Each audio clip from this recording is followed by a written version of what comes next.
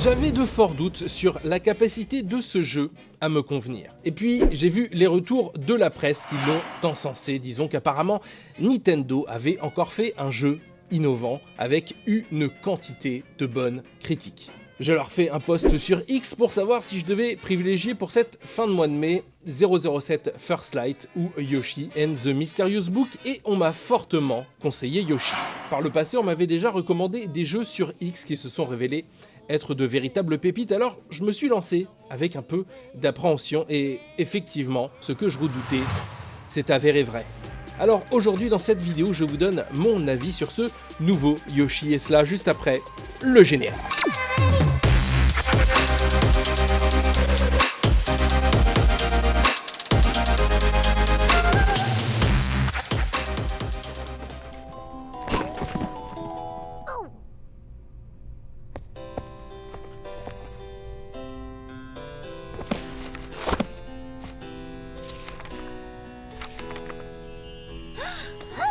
Alors avant de commencer, je vous le dis tout de suite, cette vidéo, ce n'est pas du rage bait. Comme toujours sur cette chaîne, je vous livre mon avis réel et sincère sur les jeux que je teste et aujourd'hui, malheureusement, j'ai été déçu. Déçu de mon achat, peut-être parce que c'est mon premier Yoshi, que je ne connais pas vraiment la licence, peut-être parce que les avis qu'on m'a donnés étaient un peu biaisés par le fanservice, je ne sais pas. Comme je vous le disais, j'hésitais à l'acheter parce que je sentais qu'au niveau du gameplay, j'allais vite être lassé. Je me suis laissé influencer et aujourd'hui, je vous livre ma déception après 6 heures de jeu.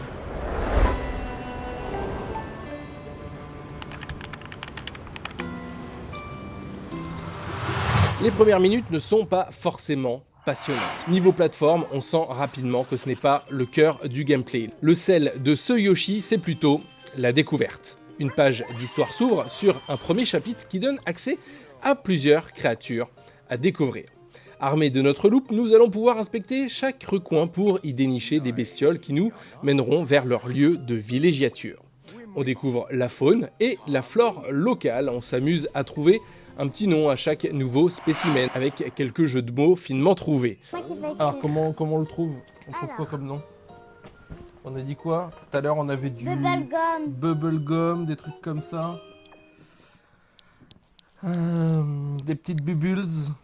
Bubblegum, comment ça s'écrit? C'est trop facile, bubblegum. Alors ça fait quoi? Ça explose? Explogum? Explogum, ok. Bubbleboom. Bubbleboom. Bubbleboom. Bubbleboom. Très bien spécimen, donc un bubbleboom. Yes. Yoshi. On enchaîne une créature, puis deux, puis trois, puis quatre, et nous voilà déjà à la fin du premier chapitre. Une fois ce premier chapitre terminé, la page du sommaire nous montre les différents chapitres à débloquer. Et c'est là que l'on comprend que tout le jeu va fonctionner de cette manière. De petits niveaux de plateforme dans lesquels il va falloir tourner en rond, parfois bien trop longtemps afin de remplir les pages dédiées à chaque créature. Alors effectivement, certaines créatures possèdent des capacités qui modifient le gameplay et le rendent vraiment amusant. Je vous laisserai découvrir ça par vous-même, sans trop vous spoiler. Je pense notamment à la créature pêcheur, j'ai vraiment apprécié son gameplay et son univers fascinant. Mais à côté de ça, on trouve des niveaux comme celui du Mascas qui sont, selon moi, d'un ennui total. Il faut réunir un certain nombre de créatures et pour cela effectuer une quantité astronomique d'allers-retours dans un minuscule niveau. Et je crois qu'il n'y a rien de plus agaçant que de tourner en rond parce que si vous voulez trouver l'ensemble des capacités de vos créatures et débloquer toutes les pages du livre, il va falloir refaire le niveau encore et encore et encore. De quoi rajouter une bonne dose de répétitivité.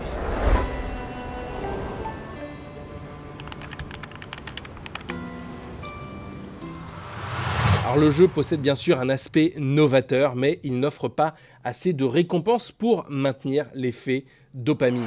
Pour donner envie aux joueurs de continuer, il faut nourrir cette sensation de progression. Or ici, peu de récompenses, peu de nouvelles possibilités, peu de nouvelles capacités. À part quelques créatures particulièrement ingénieuses, le jeu ne renouvelle pas suffisamment son intérêt. Bien sûr, il y a l'aspect collectionnite, mais malheureusement, il n'apporte que très peu de valeur au titre. Le jeu est trop redondant, les niveaux sont trop petits, trop basiques et les énigmes sont mal équilibrées, parfois trop simples, d'autres fois inutilement compliquées.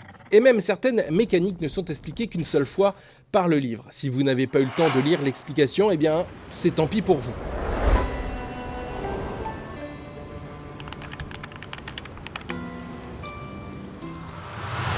Et c'est dommage que tous ces défauts viennent ternir l'expérience parce que sur le papier, le jeu avait tout pour nous plaire. Gameplay inédit dans la licence Yoshi, une direction artistique sublime, un univers en papier en velours particulièrement agréable à regarder. Nintendo a clairement tenté quelque chose et ça mérite d'être salué. Et avec tout ça, on en vient à la question principale, est-ce que Yoshi and the Mysterious Book vaut ses 50 €? Pour moi, vous le savez, c'est toujours une question de durée de vie et de rejouabilité. Avec 6 heures de jeu, en prenant également du temps pour écrire cet avis, j'ai débloqué environ la moitié des créatures. De ce que j'en ai vu, compter environ 6 créatures par chapitre, sachant qu'il y a 6 chapitres dans le livre, on arrive à environ 36 créatures à débloquer, sauf si des créatures bonus viennent s'ajouter par la suite. Je dirais donc qu'on est sur une durée de vie d'une dizaine d'heures pour terminer l'aventure principale sans tout compléter. Concernant la rejouabilité, il y a effectivement de quoi faire, mais seulement si vous aimez passer des heures à effectuer des allers-retours dans des niveaux que vous connaissez déjà par cœur. Et pour répondre clairement à la question, non. Pour moi, Yoshi and the Mysterious Book ne vaut pas 50 €. Je le situerai plutôt autour des 35-40 € parce qu'il faut quand même reconnaître le travail de création et l'inventivité de certaines créatures qui valent vraiment le détour. Alors je sais bien que c'est pas comme ça que je recevrai un jour un jeu de Nintendo en avance, je suis désolé de le dire, mais vous le savez, ici, je dis ce que je pense, et je trouve que la politique tarifaire de Nintendo sur cette génération est beaucoup trop agressive. Même si on le sait, les coûts de développement ont explosé ces dernières années, les jeux, et plus particulièrement en dématérialisé, restent beaucoup trop chers chez Nintendo.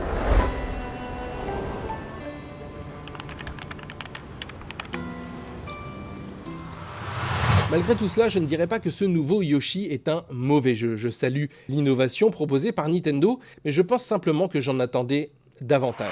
Alors effectivement, du haut de mes 38 ans, je ne suis peut-être pas ou plus le public visé par ce type de jeu.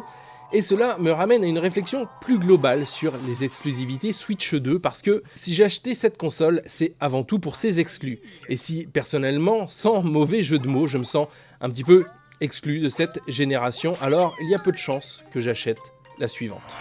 Ne nous emballons pas non plus, on parle ici de Yoshi qui n'est sans doute plus vraiment de mon âge, même si j'adore le personnage. Il en faut pour tout le monde, il faut que cette console puisse satisfaire les petits comme les grands.